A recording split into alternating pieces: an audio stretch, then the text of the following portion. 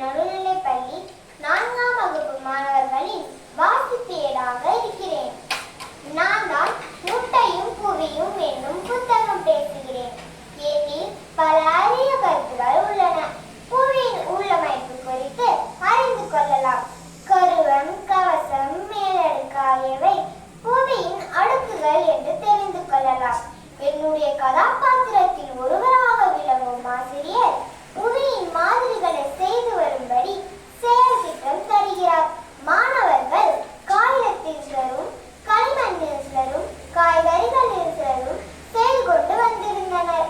மேலும் என்னிடம் பெற்றுள்ள படங்களின் மூலம் உங்களால் புவி கோள வடிவம் கொண்டது என அறிந்து கொள்ள முடியும். என்னிடம் பெற்றுள்ள சிறுமி தலி என்னும் கதாபாத்திரம் முந்தின மாலை வேலைக்கு போனதில் நள்ளிரவு ஆகி போனதால் அவளால் மாதிரியை